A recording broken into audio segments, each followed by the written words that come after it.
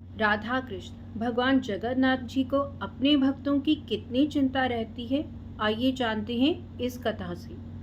बहुत समय पहले पुरी में अर्जुन मिश्रा नाम का एक पांडा रहता था।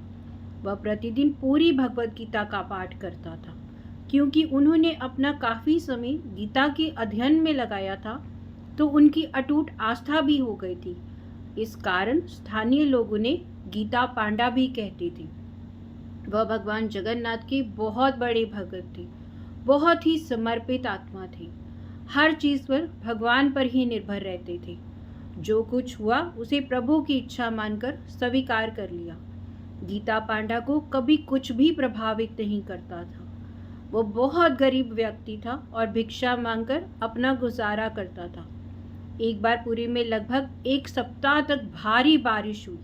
गीता पांडा को भिक्षा मांगने के लिए बाहर जाने की भी गुंजाइश नहीं थी। उसके पास जो थोड़ा बहुत था वह भी जल्दी खत्म हो गया। उन्हें और उनके परिवार को उपवास करने के लिए मजबूर होना पड़ा। फिर भी गीता पांडा परेशान नहीं हुआ। उन्होंने गीता का पाठ करते हुए अपने दिन खुशी से व्यतीत किए। वह खुश थे कि वह बाहर नहीं जा सके और उनकी पत्नी उनसे नाराज हो गई।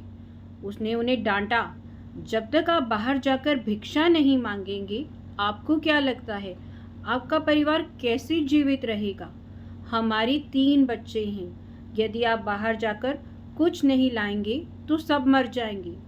गीता पांडा अविचलित थे। उन्होंने उसे भगवत गीता का एक श्लोक दिखाया।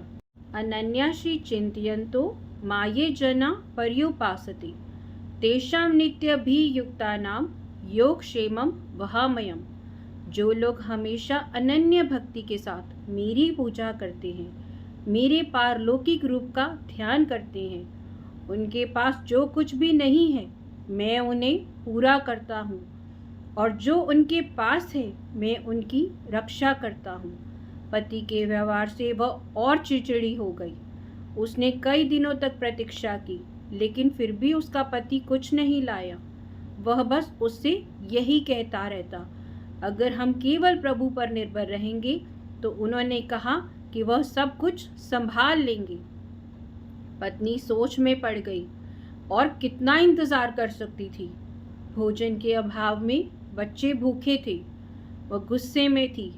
अपने पति से भगवत गीता को लेते हुए उन्होंने उसी श्लोक को खोला जिसे उन्होंने अभी पढ़ा था, और श्लोक के माध्यम से 3 पंक्तियों को खंगाला। बाद में निराश और भूखे बच्चे सोने चले गए।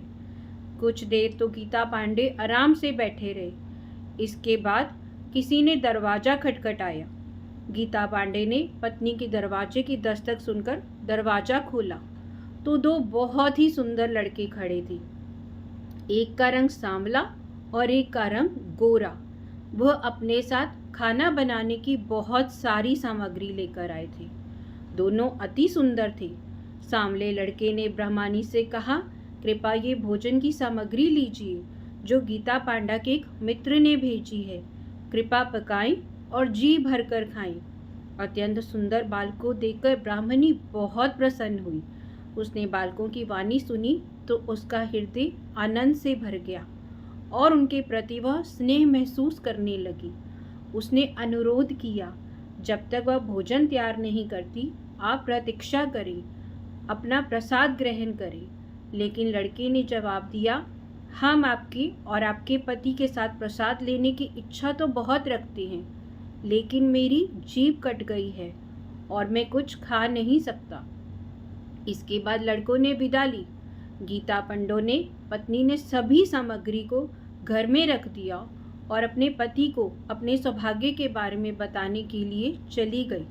जब गीता पांडा ने आकर देखा सारा भंडार तरह तरह की सामग्रियों से भरा है, तो उसने अपनी पत्नी से पूछा, उन लड़कों को कुछ खिलाया? मुझे आशा है आप उसकी दया को वापस करने के लिए उन्हें कुछ प्रसाद देने में सक्षम थे।